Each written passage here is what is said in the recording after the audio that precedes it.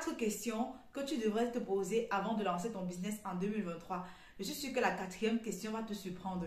Reste jusqu'à la fin de la vidéo. Bonjour, bonsoir, indépendamment de là à laquelle tu es en train de regarder cette vidéo, bienvenue une fois de plus sur la chaîne de l'amour, de la paix, de la santé et de la positivité. Comme tu l'as vu dans le titre de cette vidéo, aujourd'hui nous allons parler de business. J'ai décidé que avant d'aborder n'importe quel autre sujet de business sur cette chaîne YouTube en 2023, nous allons d'abord parler de ceci. C'est quoi? Quelles sont ces choses? Quels sont ces points que toi qui me regardes à cet instant, tu devrais savoir avant de lancer ton business en 2023. Donc, n'hésitez pas à regarder la vidéo jusqu'à la fin, à me laisser des commentaires, à partager autour de vous, à vous abonner s'il vous plaît. Arrêtez de regarder les vidéos sans vous abonner. YouTube m'informe que vous regardez les vidéos, mais vous ne vous abonnez pas. Pourquoi? Oh, abonnez-vous, on va avancer. Bon, on va passer dans le vif du sujet. La première question aussi que tu devrais te poser avant de lancer ton business en 2023, c'est tout simplement le fait de savoir, est-ce que le business que je veux lancer répond à un besoin précis? Est-ce que ce business résout un problème dans la société où je suis? Tu dois être capable d'identifier quels sont tes points forts, quels sont tes points faibles, quelles sont tes compétences, quelles sont tes expériences. Quel est ce sujet qui te passionne? Quel est ce sujet dont tu es capable de parler toute la journée sans avoir faim? C'est vrai aussi que quelqu'un dit sans avoir faim, c'est un peu trop dit. Bref, je sais que vous êtes en train de comprendre ce dont je veux parler. Quel est ce sujet que lorsque je parle, je ne vois pas le temps qui passe? C'est tout ceci que vous devriez évaluer, prendre du temps, réfléchir dessus avant de vous aventurer dans le dit business. Parce que vous devriez savoir que ce soit en business ou en entrepreneuriat, tu dois être capable de lancer un produit ou un service qui répond à un problème précis, dans un domaine d'activité précis, à une clientèle bien précise. Donc, je t'invite vraiment, toi qui es en train de me regarder à l'instant, de t'asseoir, poser la tête et réfléchir encore à ce que tu veux faire.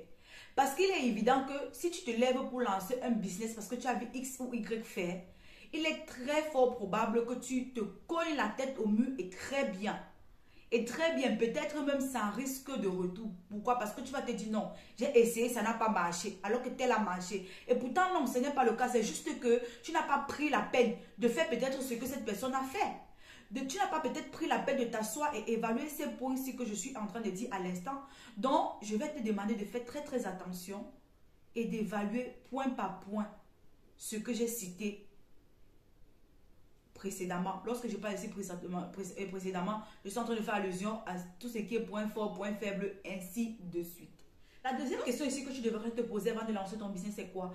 C'est tout simplement le fait de savoir à qui est-ce que mon produit ou mon service est destiné. Est-ce que ceci est destiné aux enfants? Est-ce que ceci est destiné aux femmes ou est-ce que ceci est destiné aux hommes? Ici, on fait référence à la clientèle. Tu dois être capable de pouvoir dresser une liste bien faite de ton avatar client, de ta cible clientèle. Parce que tu ne vas pas te lever le matin et partir vendre n'importe quoi à X ou Y. Parce que après, lorsque tu vas te confronter au mur, ne dis pas que ton produit n'a pas marché. Et pourtant, tu n'as pas tout simplement défini quelle est ta base clientèle. Donc, tu dois aussi faire référence à ça. À côté de ça, tu vas voir. Est-ce que ça s'adresse aux femmes ou aux hommes? Si ça s'adresse aux femmes, est-ce que c'est fait pour les femmes qui travaillent? Est-ce que c'est fait pour les femmes qui sont au chômage? Ou est-ce que c'est fait pour toutes les catégories de femmes? Est-ce que c'est fait pour des femmes enceintes? Est-ce que c'est fait pour des femmes qui n'ont pas encore accouché? Non, c'est toutes ces questions que tu dois te poser. Quelle est ta base clientèle? Tu dois te poser toutes ces questions. Ensuite, la troisième des choses que tu devrais savoir, très très importante, c'est est-ce que ce que je veux faire là, il y a déjà des gens qui le font? Si oui, de manière locale ou en ligne, tu vas partir checker. Tu vas partir faire ce qu'on appelle la veille concurrentielle. C'est vrai que la veille concurrentielle, c'est un terme qu'on utilise plus lorsqu'il s'agit des business en ligne. Mais même de manière locale, tu peux le faire. Si tu as la possibilité d'aller au marché checker pour rôder un peu, voir ceux qui font déjà dans quoi tu veux faire, tu vas essayer de voir plus ou moins. Pour ça, il faut vraiment prendre du temps. Parce que s'il faut partir au marché, tu te lèves le matin, tu peux au marché, tu pars dans un supermarché, tu pars dans des magasins, je sais pas, il va vraiment falloir que tu aies assez de temps pour rester sillonner la zone, pour constater, ok, qu'est-ce que la personne vend? Quel type de client entre chez la personne? Est-ce que ce sont des véhiculés? Est-ce que ce sont des étudiants? Est-ce que c'est tout le monde qui entre dans cette boutique? C'est tout ça qu'il faut regarder. C'est pareil en ligne. Lorsque tu checkes en ligne, tu vas tout simplement regarder. Mais la personne s'y vend. Est-ce que cette personne a des commentaires régulièrement sur sa page? Si oui, comment est-ce que les clients approuvent ce que cette personne vend? Comment est-ce que la personne publie? Quelles sont les difficultés dont la personne est en train de faire face sur le moment? Parce que généralement, lorsque tu passes sur une page Facebook, quand tu es déjà experte dans le consulting d'une page, tu as cette capacité de reconnaître une page qui est en train de souffrir, une page qui est malade. Tu vas regarder, est-ce que cette page répond à tel problème? Est-ce qu'ils sont en train de satisfaire les clients?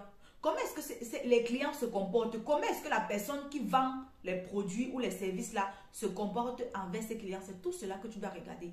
Et à côté de ça, tu vas regarder quels sont les prix.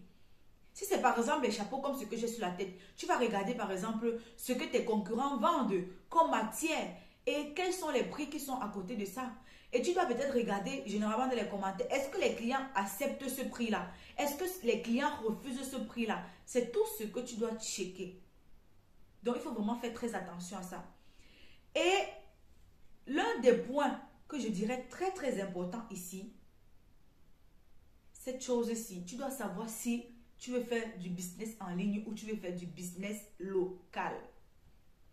Je vous en prie. C'est vrai qu'il y a certains produits qu'il est mieux pour vous, il est préférable pour vous de commencer d'abord en ligne avant d'atterrir de manière locale.